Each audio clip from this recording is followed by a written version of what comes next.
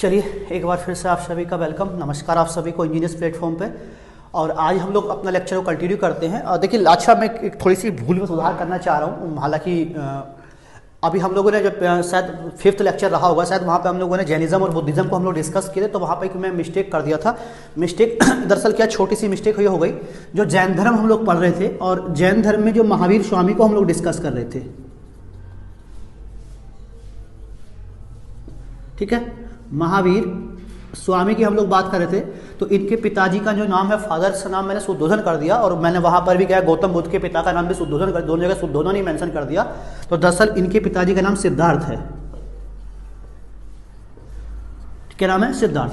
ठीक है, तो ये थोड़ी सी एक मिस्टेक वहां पे हो गई थी, और इसको मैं कमेंट बॉक्स में पिन करा दूंगा इस मिस्टेक को। तो उसके लिए मैं एक्सट्रीमली सॉरी आप सभी। दरअसल रीजन क्या है, 2-3 दिन से, कोई दिन से मैं थोड़ा सा स्वास्थ्य गड़बड़ चल रहा है, फीवर से पीड़ित था, तो शायद दिमाग सही से काम नहीं किया, इसलिए मैंने वहाँ पर क्या कर दिया, शुद्धोधन लिख दिया। और ठीक है, तो क्या होना चाहिए यहाँ पर आंसर? सही आंसर क्या है? सिद्धार्थ। तो किसी स्टूडेंट ने कमेंट किया, तो वो कमेंट मैंने देखा, ठीक है, तब मैं उसको आपको क्या कर रहा हूँ, इसको सही करा रहा हूँ। और उसको भी, गलती को भी जो है मैं वहीं पे क्या कमेंट बॉक्स में पिन कराकर ऐड करा दूंगा। ठीक है, तो चलिए आगे हम लोग बात करते हैं। अपने हिस्ट्री वाले सेशन में हम लोग स्टार्टिंग कर रहे हैं, और हम लोग लास्ट क्लास में हम लोगों ने मौर्य एम्पायर को हम लोगों ने देखा, मौर्य साम्राज्य को हम लोगों ने देखा, ईरान से लेकर क्या पूरे भारत में क्या फैला हुआ है मौर्य साम्राज्य। अब देखिए, जब मौर्य साम्राज्य का विघटन होता है, मौर्य साम्राज्य के जो अंतिम राजा है बृहद्रथ, उनकी हत्या कर दी किसके द्वारा? उन्हीं की एक मंत्री है, किसके द्वारा हत्या कर दी गई? पुष्यमित्र के द्वारा। और एक नई डायनेस्टी लेकर जिसको शुंग वंश बोलेंगे। तो मौर्य साम्राज्य के बाद का जो टाइम पीरियड है, इसमें बहुत छोटी छोटी डायनेस्टी, बहुत छोटे छोटे क्या वंश रहे हैं। तो कोई बड़ा वंश यहाँ पर अभी उभर कर सामने नहीं आया है। तो इस कार्य को हम बोलेंगे पोस्ट मौर्यन पीरियड। ऐसे एक हेडिंग बना लेते हैं, पोस्ट मौर्यन पीरियड, है ना। इसको हम लोग बोल देंगे,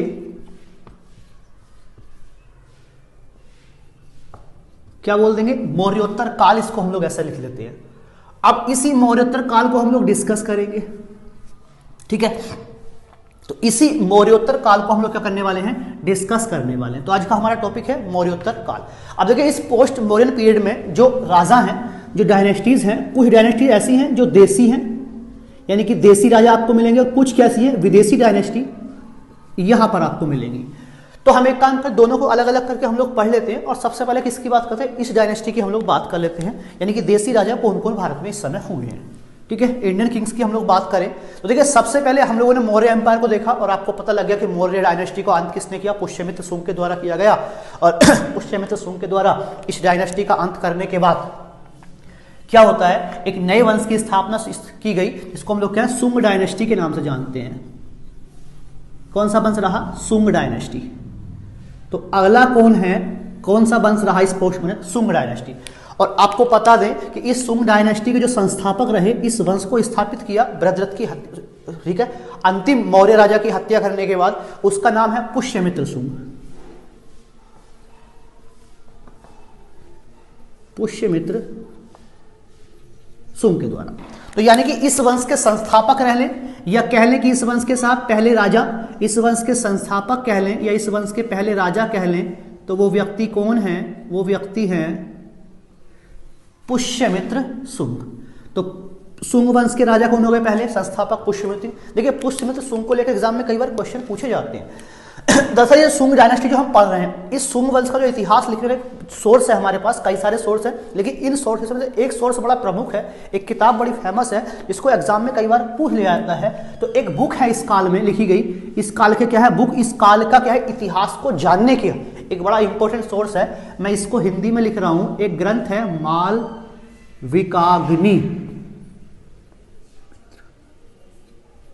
मालविकाग्नि मित्रम। तो ये एक पुस्तक, और इस पुस्तक के जो राइटर हैं, जरा आप लोग नाम याद है, कालिदास। ठीक है, तो देखिए पुष्यमित्र शुंग है। इस मालविकाग्नि मित्र किताब में दरअसल क्या है, तो जो ये राजा है पुष्यमित्र शुंग का बेटा है, ठीक है, इसका बेटा, और अग्निमित्र इसका बेटा है अग्निमित्र। और अग्निमित्र के साथ साथ यहीं पे एक राज्य है बरार, जिसको विदर्भ हम लोग बोलते हैं। तो विदर्भ के राजा हैं यज्ञसेन, जिन यज्ञसेन ने क्या काम किया, इस वंश पे क्या कर दिया, हमला कर दिया। ठीक है, शुंगों पे हमला किया और इस वहां के राजा कौन है, यज्ञसेन। तो यज्ञसेन की चचेरी बहन है, कजिन है, उसका नाम है मालविका। तो मालविका, यज्ञसेन की चचेरी बहन मालविका, और शुंग वंश के राजा हैं अग्निमित्र। नाम से स्पष्ट है, मालविका और अग्निमित्र की क्या है, प्रेम कहानी को इसमें दिखाया गया। तो कभी कभी एग्जाम में ऐसे ही पूछ लेते हैं कि इस मालविका अग्निमित्रम जो ये ग्रंथ है, इस ग्रंथ में क्या किसकी कहानी को शो किया गया है। तो शुंग वंश के राजा हैं अग्निमित्र, इसी का बेटा है, और एक राजकुमारी है, कौन सी, मालविका। उन दोनों के बीच क्या है, प्रेम प्रसंग को इसमें दिखाया गया, इसमें मालविका अग्निमित्रम में। तो एग्जाम में भी इसको कई बार पूछ लेते हैं। देखो जो पुष्यमित्र शुंग है इसी पुष्यमित्र शुंग के दरबार में कौन रहते थे, इसी के राजपुरोहित हैं,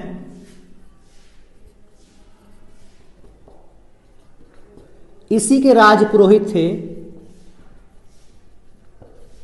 आप सब लोगों ने पतंजलि का नाम सुना होगा, और इसी के राजपुरोहित है पतंजलि, और इन्हीं पतंजलि के द्वारा एक किताब लिखी गई, एक ग्रंथ लिखा गया जिसको हम महाभाष्य के नाम से जानते हैं। तो इनकी बुक है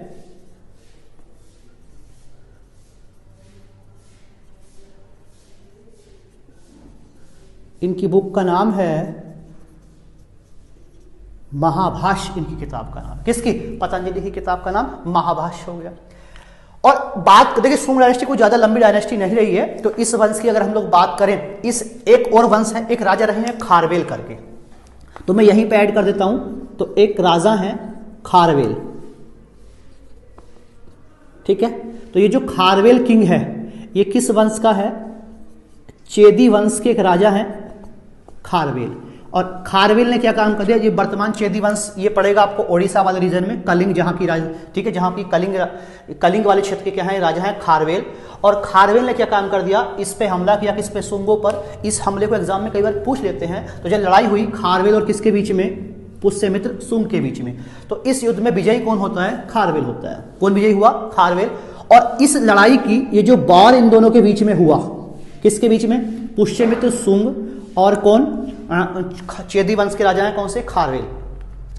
इनके बीच जो लड़ाई हुई, इस लड़ाई को जानने का जो सोर्स है, जरा ये याद रखें, इस सोर्स को भी एग्जाम में पूछ लेते हैं। तो एक अभिलेख है खारवेल का, ठीक है, एक एडिक्स है, उसका नाम है हाथी गुम्फा अभिलेख। तो खारवेल का हाथी गुम्फा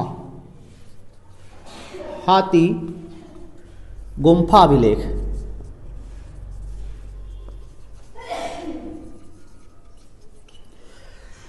तो हाथी गुम्फा अभिलेख किसका है भाई, खारवेल का। और इसी हाथी गुम्फा अभिलेख से हमने इस बार लड़ाई की, यानी कि पुष्यमित्र शुंग और बनाम खारवेल के बीच लड़ाई हुई, जिसमें चेदी वंश के राजा खारवेल जीत जाते हैं, इसके बारे में जानकारी मिलती है। तो कई बार एग्जाम में डायरेक्ट ऐसे पूछ लेते हैं कि हाथी गुम्फा अभिलेख का संबंध किससे, तो किससे हो गया, खारवेल से हो गया। ये वो व्यक्ति है, पहली बार ब्राह्मण धर्म को फॉलो करने वाला है, कौन, पुष्यमित्र शुंग। और इस पुष्यमित्र शुंग के द्वारा पहली बार कहीं पे अश्वमेध यज्ञ की वर्णन आया, तो इसी के द्वारा पहली बार क्या गए, 2 अश्वमेध यज्ञ को कराया गया। ठीक है, देखिए शुंग डायनेस्टी की अगर हम लोग बात करें, तो इस शुंग डायनेस्टी के जो अंतिम राजा रहे, ठीक है, इस शुंग डायनेस्टी के अंतिम राजा की अगर हम लोग बात करें, तो इसके अंतिम राजा है, उनका नाम है देवहूति। तो देवहूति इस वंश के अंतिम राजा हैं शुंग डायनेस्टी के। तो कभी एग्जाम में पूछ ले कि शुंग डायनेस्टी के अंतिम राजा कौन थे, देवभूति। और देखिए देवभूति का भी मर्डर कर दिया गया, इसका भी इसी का क्या है, एक मिनिस्टर था, मंत्री था, तो इनकी हत्या हो गई, मर्डर्ड बाय मिनिस्टर, और इनके उस मंत्री का नाम है वसुदेव। इस वसुदेव नाम के व्यक्ति के द्वारा इस वंश के अंतिम राजा क्या कर दी गई, हत्या कर दी गई। और इस वासुदेव ने हत्या करने के बाद क्या किया, एक नया डायनेस्टी, एक नया वंश चलाया। और इसके द्वारा जो वंश चलाया गया, इस वंश का नाम था कण्व वंश। देखिए ध्यान से देखा जाए इस स्ट्रक्चर को, इसने एक नई डायनेस्टी लेके आया, कण्व वंश।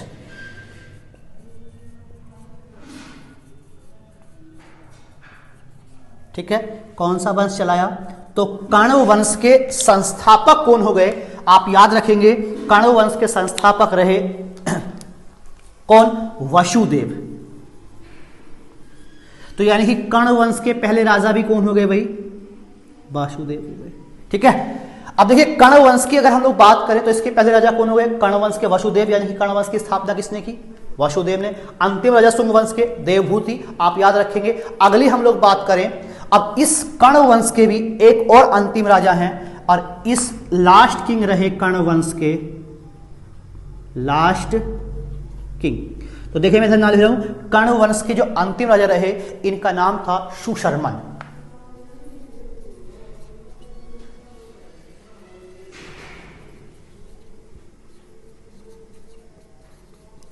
सुशर्मन। तो कर्ण वंश के अंतिम राजा सुशर्मन, और इन सुशर्मन का भी क्या हो गया भाई? मर्डर कर दिया गया। एक व्यक्ति है सिमुक के द्वारा, और देखो इनका भी मर्डर हो गया, मर्डर्ड बाय सिमुक।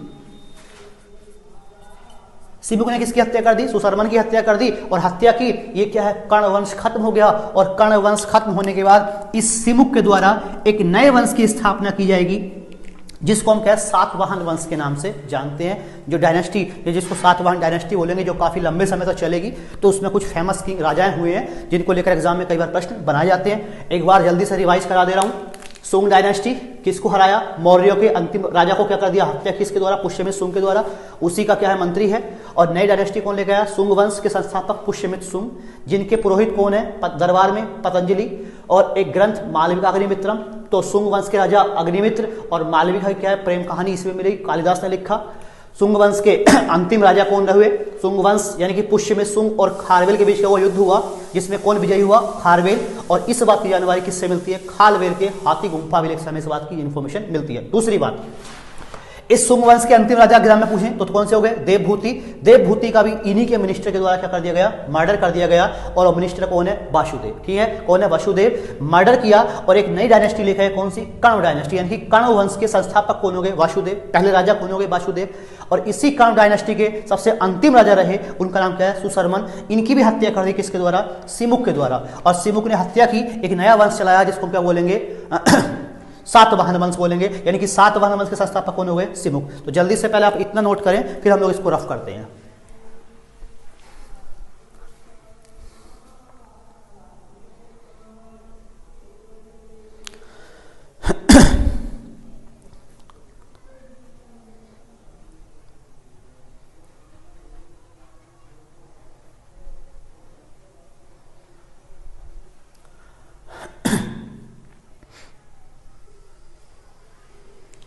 चलिए, इसको आपने स्क्रीनशॉट ले लिया होगा, मैं जल्दी से इसको रफ कर देता हूं।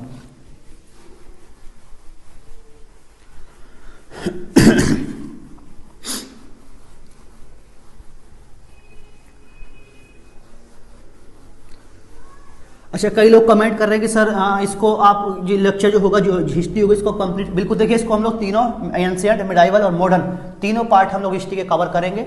ठीक है, तो अगला वंश कौन सा आएगा आपका? सातवाहन वंश।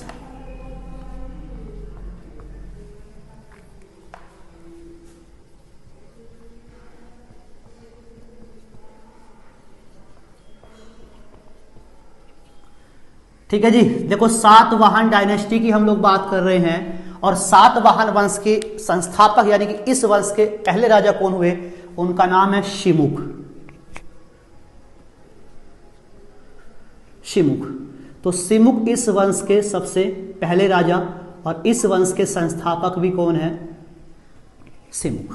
ठीक, देखो हालांकि इस वंश में राजा तो बहुत सारे हुए, तो लेकिन कुछ राजा इंपॉर्टेंट है। एक राजा हुए शातकर्णी प्रथम, कोई खास ज्यादा जानने लायक उनके बारे में कोई बात है नहीं। हाँ, इस वंश में जो एक राजा हुए हैं, इनका नाम है हाल। क्या नाम है? हाल।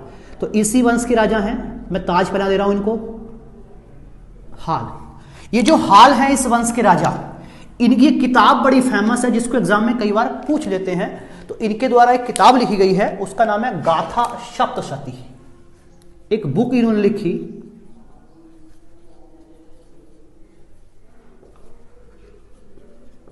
गाथा सप्तशती।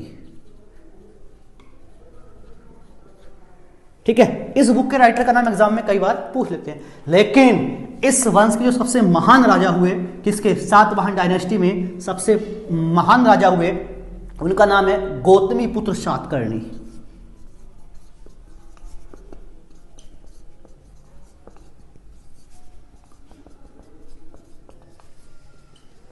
कौन है? गौतमी पुत्र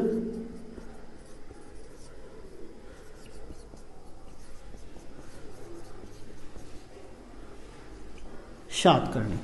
ये इस वंश के सबसे महान राजा हैं, गौतमी पुत्र सातकर्णी। अब देखिए गौतमी पुत्र सातकर्णी ने महान भी रहे, पावरफुल भी रहे, काफी विजय, काफी क्षेत्रों इन्होंने क्या किया, जीता। और इनकी जानकारी का जो सोर्स है, यानी कि इनकी जो विजय है, इनकी जो क्या है जीत है, उन जीत को जानने का जो सोर्स है, इन्हीं की माता है गौतमी वलश्री। कौन सी है? गौतमी वलश्री इन्हीं की माता रही। और इन्हीं की माता के द्वारा क्या है, एक अभिलेख लिखा गया जिसको हम बोलते हैं नासिक अभिलेख। तो जानकारी का सोर्स क्या है?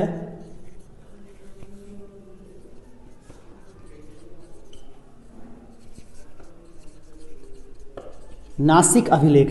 देखिए ये जो नासिक अभिलेख है, इस नासिक अभिलेख को इस गौतमी सातकर्णी की माता, मदर, उनका नाम है गौतमी वलश्री।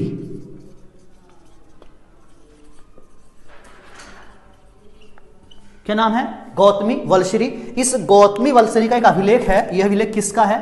इन्हीं का अभिलेख है, इन्होंने लिखवाया। और इस अभिलेख में कहा गया है कि इस गौतमी पुत्र सातकर्णी के बारे में कि इस गौतमी पुत्र सातकर्णी का जो घोड़ा है, उस घोड़े ने 3 समुद्र का पानी पिया। किसके बारे में कहा गया?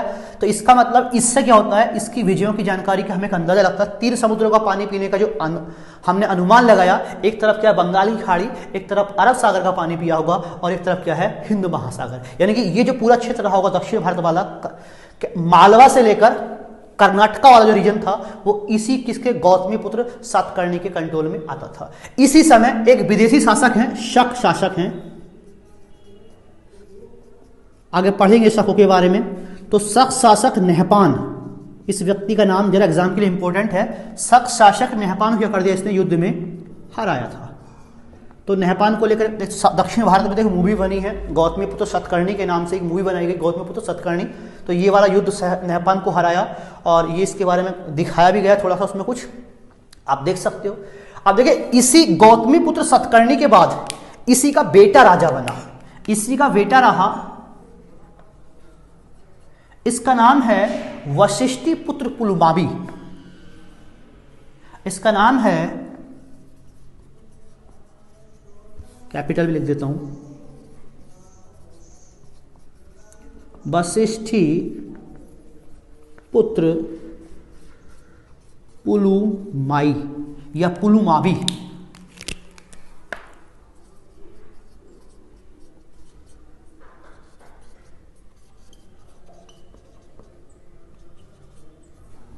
अगले राजा ये बन गए वशिष्ठी पुत्र पुलुमावी।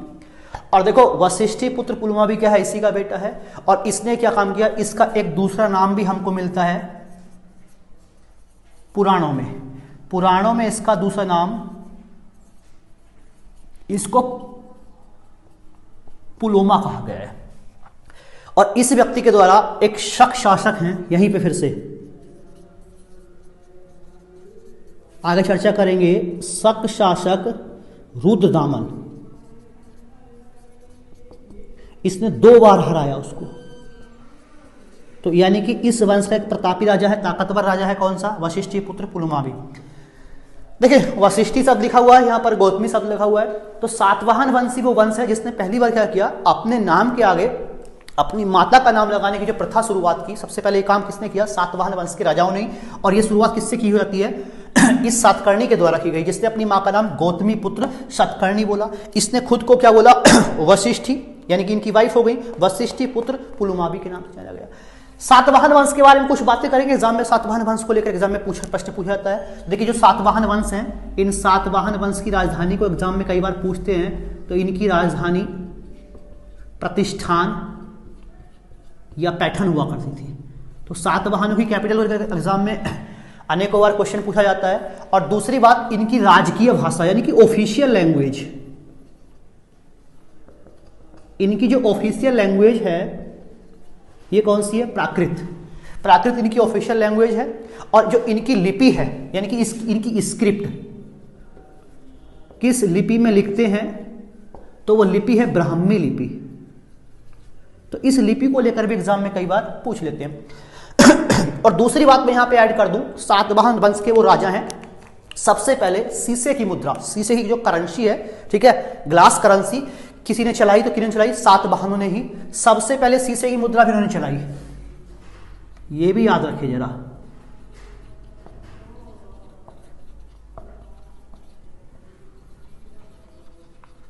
करेंसी किन्होंने चलाई है? इन्होंने ही चलाई है। जो ब्राह्मण वर्ग है, जो बुद्धिस्ट लोग हैं, जो बुद्धिस्ट क्या है, साधु हैं, मोंक हैं, उनको टैक्स फ्री जमीन देने की प्रथा भी क्या है? सातवाहनों के द्वारा शुरू की गई। तो भारत में पहली बार साधुओं को जमीन देने की प्रथा, वो भी कैसी है? टैक्स फ्री, यानी चाहे बुद्धिस्ट लोग हों, चाहे क्या है ब्राह्मण लोग हों, इनको क्या है? कर मुक्त जमीन देने की जो प्रथा है, टैक्स फ्री लैंड देने की जो प्रथा है, जो सिस्टम चलाया गया, वो किसने चलाया? सातवाहनों ने। शीशे की मुद्रा किसने चलाई? सातवाहनों ने। तो ये कुछ फैक्ट है जो एग्जाम में क्या है? सातवाहनों को लेकर पूछ लिए जाते हैं। तो एक काम करें, जल्दी से पहले आप इसको ऐड करें, फिर हम लोग आगे की बात करते हैं।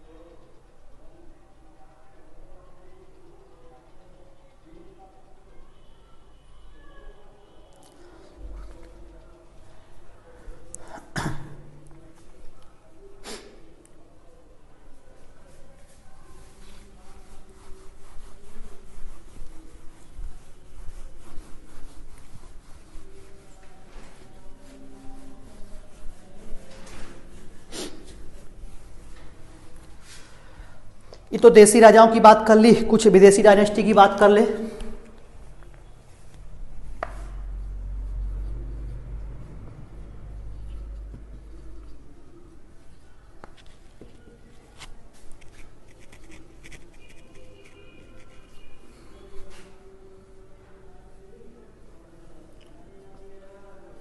है ना? तो विदेशी रूलिंग डायनेस्टी की अगर हम लोग बात करें, तो सबसे पहले जो डायनेस्टी हम पढ़ेंगे,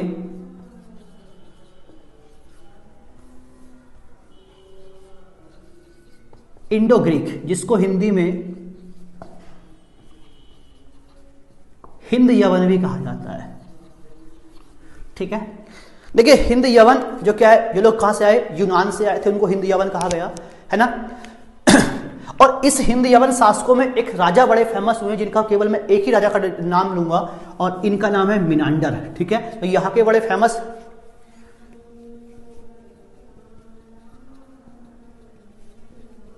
मिनांडर, और मिनांडर को लेकर, और इनकी जो राजधानी है वो शाकल, वर्तमान सियालकोट, ठीक है, राजधानी हुआ करती थी। मिनांडर को लेकर एक किताब बड़ी फेमस है, जो हम लोग पहले भी डिस्कस कर चुके हैं। तो एक बुक बड़ी फेमस है इनको लेकर के, इस बुक का नाम है मिलिंद पन्हो। एक बुक है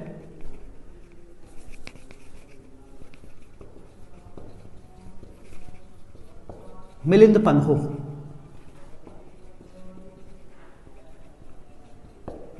देखिए, जिसका मतलब होता है मिलिंद के प्रश्न, क्वेश्चन ऑफ मिलिंद। तो इसमें एक तो खुद राजा मिनांडर है, और एक बौद्ध भिक्षु है नागसेन। ठीक है, तो बौद्ध भिक्षु नागसेन और मिनांडर के बीच क्या वार्तालाप को दिखाया गया है। तो मिनांडर उनसे कुछ क्वेश्चन पूछते हैं बौद्ध, ठीक है। तो मिनांडर ने क्या काम किए, उनसे कुछ क्वेश्चंस किए, और क्वेश्चन करने के बाद उन्होंने क्या कर दिया, इनके सभी क्वेश्चन का आंसर इनको सेटिस्फाइड किया, और इससे होकर क्या कर दिया, इसने कौन धर्म अपना लिया, बुद्धिज्म को अपना लिया। किसके द्वारा? मिनांडर के द्वारा अपनाया गया। इसी वंश में अगर हिंद यवन शासकों में बात करें, तो एक राजदूत भारत में आए, इनका नाम था हेलियोडोरस। तो एक हेलियोडोरस, देखिए एक हेलियोडोरस नाम का एम्बेसडर है, और ये जो राजदूत है, एक राजा है भागभद्र। ठीक है, कौन राजा है? भागभद्र राजा है शुंग वंश के। तो इस सुंग वंश के राजा के दरबार में कौन व्यक्ति आया? हेलियोडोरस। और इस हेलियोडोरस के द्वारा क्या किया गया, जिसको एग्जाम में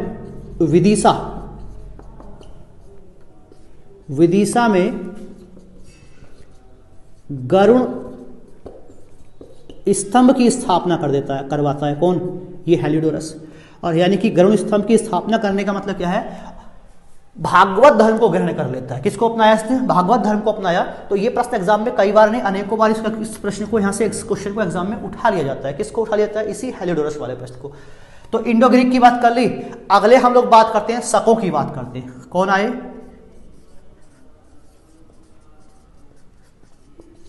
छोटे छोटे डायनेस्टी हैं तो शक। जो शक हैं ये सीरिया, जो वर्तमान सीरिया है, इस सीरिया के उत्तरी क्षेत्र से लोग आए थे, वहां के निवासी थे और बोलन दर्रे से भारत में प्रवेश किया। सिकंदर ने खैबर पास से एंट्री की और इन्होंने किससे वास की?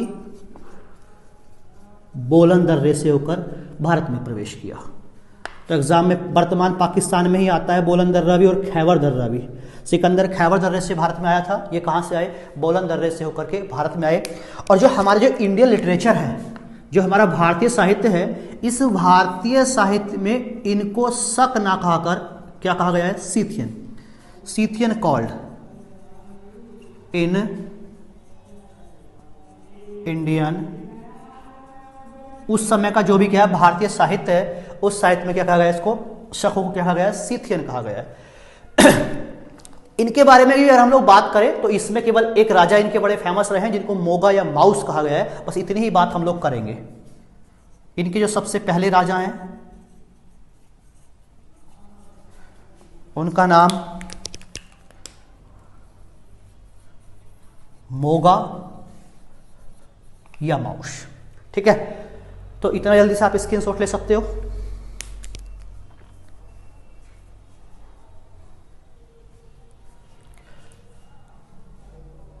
अभी शकों में कुछ 2-3 किंग्स के बारे में हम लोग, राजा के बारे में बात करेंगे। जैसे अच्छा एक राजा मैं यहीं पे ऐड कर दे रहा हूं। अभी देखिए आप लोगों ने नहपान का नाम सुना था, जिस नहपान को क्या है गौतमीपुत्र सतकर्णी के द्वारा हराया गया। तो यहीं के एक राजा हैं नहपान, सखी थे। और इनमें शकों में भी सबसे जो इंपॉर्टेंट है वो कौन है? आपके रुद्रदामन। उनके बारे में हम लोग बात करेंगे, रुद्रदामन प्रथम के बारे में। तो नहपान भी यहीं के किस शक वंश के राजा हैं, जिनको गौतमीपुत्र सतकर्णी के द्वारा हराया गया। और इसके बाद जो रुद्रदामन बनेगा, उस रुद्रदामन को है ना गौतमीपुत्र सतकर्णी के पुत्र वशिष्ठी पुत्र पुलवामी ने हरा दिया। जल्दी से पहले स्क्रीनशॉट लो, मैं रफ करता हूं इसको।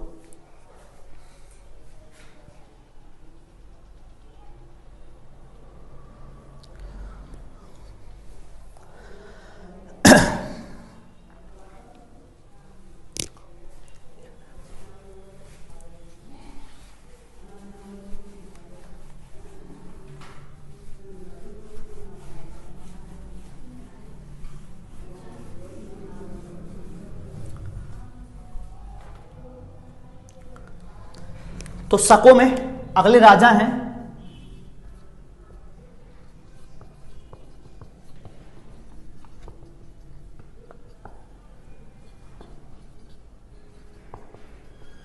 रुद्रदामन प्रथम। कौन है? देखिए रुद्रदामन प्रथम जो पहले, ठीक है, शक राजा हैं, काफी फेमस किंग रहे हैं रुद्रदामन। और रुद्रदामन के बारे में जानकारी का सोर्स है हमारे पास। सोर्स, ये सोर्स का एग्जाम में बड़ा पूछा जाता है और वो सोर्स है जूनागढ़ अभिलेख। इनका जूनागढ़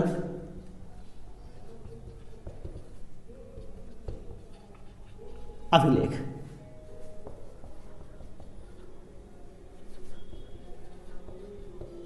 जरा इस अभिलेख को ध्यान देंगे। और इसी जूनागढ़ अभिलेख में जब चंद्रगुप्त मौर्य को मैंने पढ़ाया था तो मैंने कहा था एक लेख का मैं डिस्कस किया था। कौन सी लेख का? सुदर्शन झील का मैंने क्या किया था? चर्चा की थी। जो सुदर्शन झील थी, इस सुदर्शन झील की अगर बात करें तो देखिए सुदर्शन झील का निर्माण किसने कराया था? सौराष्ट्र प्रांत के राज्यपाल थे उस समय, ठीक है, के द्वारा क्या किया गया था? चंद्रगुप्त मौर्य के ऑर्डर पर सुदर्शन झील का निर्माण कराया गया। कहां पर? सौराष्ट्र में। तो इसने भी क्या काम किया? जो सुदर्शन लेख है कहां पर है? सौराष्ट्र में। इस सुदर्शन लेक को, जिसका निर्माण चंद्रगुप्त मौर्य के समय हुआ, तो इस सुदर्शन लेक का इसके द्वारा क्या कराया गया, इसकी रिपेयरिंग कराई गई। और रिपेयरिंग कराने के लिए किसको ऑर्डर किया, सौराष्ट्र प्रांत के गवर्नर थे, राज्यपाल हैं, और उन राज्यपाल का नाम है सुविशाख।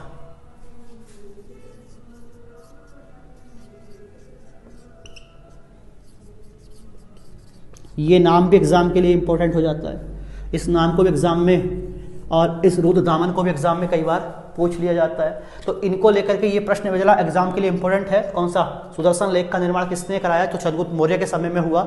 इसकी पहली बार मरम्मत किसने कराई, किसके द्वारा कराई गई, हाँ, रुद्रदामन की। हालांकि अशोक ने भी इसकी एक बार मरम्मत कराई है, लेकिन एग्जाम में जो ज्यादा पूछा था वो कौन है, रुद्रदामन के द्वारा। ठीक है, सौराष्ट्र प्रांत के राज्यपाल कौन है इस समय, सुविशाख, गवर्नर। इसके बाद एक और वंश की हम लोग बात कर लेते हैं, इसको हम लोग पार्थियन वंश बोलते हैं।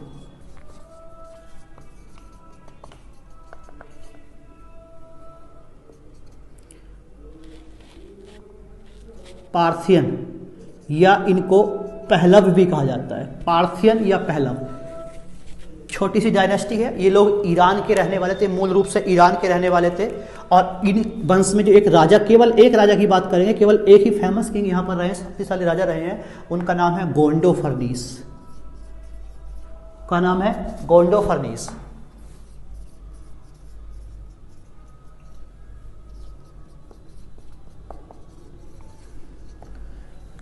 ठीक है, जल्दी से स्क्रीनशॉट लो आप।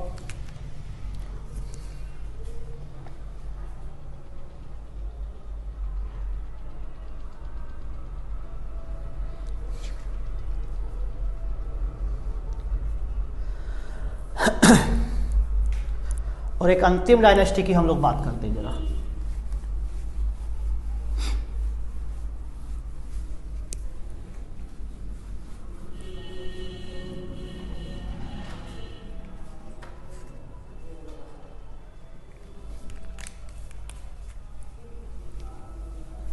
देखिए कुषाण वंश के बारे में।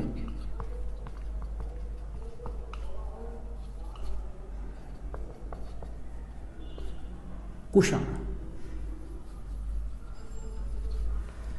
तो अगर कुषाण डायनेस्टी की बात करें तो सबसे पहली बात तो इनको यूची भी कहा गया है। चीनी की सीमा के नजदीक एक क्षेत्र था तुर्कमेनिस्तान, जिसको चीनी तुर्कमेनिस्तान भी कहा गया है।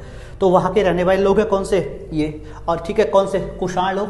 और कुषाण लोग भारत में आते हैं। तो सबसे पहले अगर हम लोग बात करें तो सब कुषाण वंश के संस्थापक यानी कि पहले राजा कौन हुए। देखिए कुषाण वंश के सबसे पहले राजा हैं कुजुल।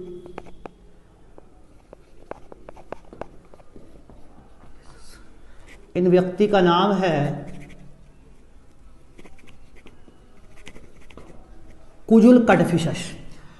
तो कुषाण वंश के संस्थापक अगर आपसे एग्जाम में पूछा जाए तो कौन हो गए, कुजुल कड़फिशस नाम के व्यक्ति।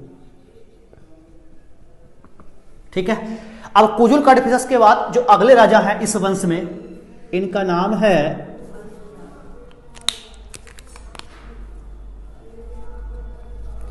विम कड़फिशस।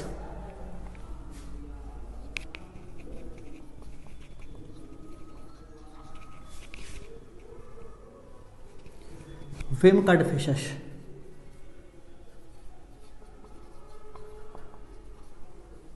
देखें विम कड़फिशस वो पहला राजा है जिसके द्वारा पहली बार भारत में सोने के सिक्के जारी किए गए। किसके द्वारा, इसी विम कड़फिशस के द्वारा। तो आप याद रखिए भारत में सबसे पहले सोने के सिक्के किसने चलाए, तो कुषाणों के द्वारा चलाए गए। और प्रश्न ये भी आता है कि भारत में सबसे पहले शुद्ध सोने के, प्योर सोने के सिक्के चलाए किससे, कुषाणों के द्वारा चलाए गए। प्रश्न आए, ठीक है। तो सबसे पहले इसने क्या काम किए, भारत में सबसे पहले सोने के सिक्के चलाए।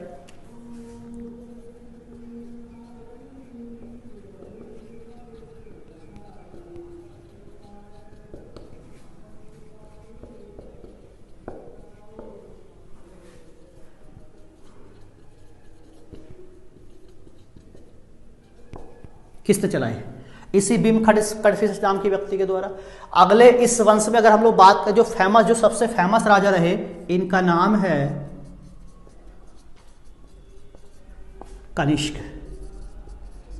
और ये भी आप पढ़ चुके हो बुद्धिज्म में, कनिष्क के शासन काल में चौथी क्या हुई, बौद्ध मीटिंग यानी बौद्ध काउंसिल हुई। चौथी बौद्ध संगीति हुई कहाँ पर, कनिष्कपुर में हुई। कश्मीर कुंडलवन में चौथी बौद्ध संगीति होती है इसी के शासन काल में, जिसकी अध्यक्षता क्या है, ठीक है, कहां पर हुई, कश्मीर कुंडलवन में हुई। अब दूसरी बात करें वसुमित्र के द्वारा की गई अध्यक्षता। कनिष्क के बारे में अगर बात करें तो इस वंश का सबसे प्रतापी राजा है कौन, कनिष्क, ठीक है। अब देखिए कनिष्क ने क्या किया, एक शक संवत भी स्टार्ट किया। कनिष्क के द्वारा क्या किया गया, शक संवत को स्टार्ट किया गया। तो सबसे पहले स्टार्ट करने से पहले जरा इसकी राजधानी को हम लोग जान लेते। इसके पास 2 राजधानियां हैं, पहली और दूसरी। तो इस व्यक्ति की पहली राजधानी पेशावर है, जिसको पुरुषपुर भी कहा जाता है। पेशावर वर्तमान पाकिस्तान में आता है, पेशावर को ही पुरुषपुर कहा गया है। और दूसरी राजधानी इसकी थी मथुरा। कौन सी दूसरी राजधानी थी, मथुरा। 2 राजधानी हुआ करती थी इस व्यक्ति, ठीक है। इस कनिष्क को इतना प्रतापी राजा है, इस व्यक्ति को क्या सेकंड, दूसरा अशोक भी कहा जाता है।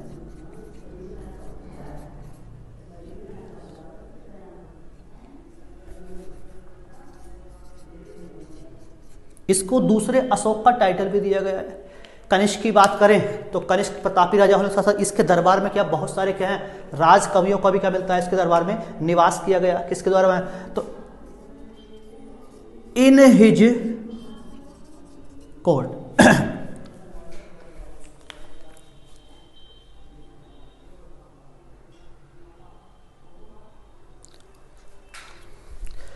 तो देखिए इसके कोर्ट में कौन कौन निवास करते हैं, कुछ बुद्धिजीवी वर्ग के लोग निवास करते हैं और एक व्यक्ति है नागार्जुन। नागार्जुन इसी के दरबार में निवास करते हैं और नागार्जुन की किताब है माध्यमिक सूत्र, बड़ी फेमस किताब है इनकी।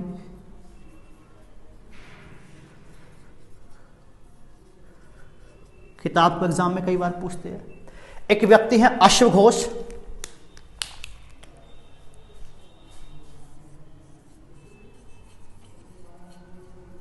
कौन व्यक्ति है, अश्वघोष। अश्वघोष के द्वारा एक बड़ा फेमस किताब लिखी गई है जिसका नाम है बुद्धचरित, जिसको एग्जाम में कई बार पूछते हैं कि बुद्धचरित के राइटर का नाम बताएं, तो कौन हो गए भाई, अश्वघोष। अश्वघोष के साथ क्या है, एक है वसुमित्र,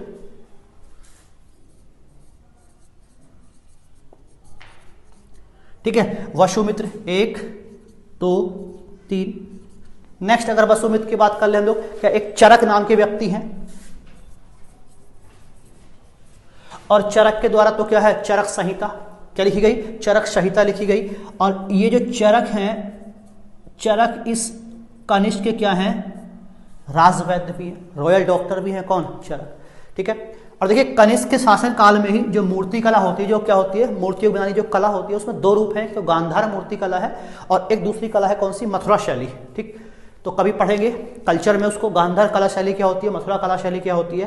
तो उन शैलियों का विकास भी किसके शासनकाल में हुआ है, कनिष्क के शासनकाल में। और कनिष्क राजाओं के बारे में बात करें तो कुषाण, किसकी बात करें, कुषाणों ने ही सबसे पहले क्या किया भारत में। भारत में शुद्ध सोने के सिक्के किसने चलाए, कुषाणों के द्वारा ही। तो कुषाणों ने ही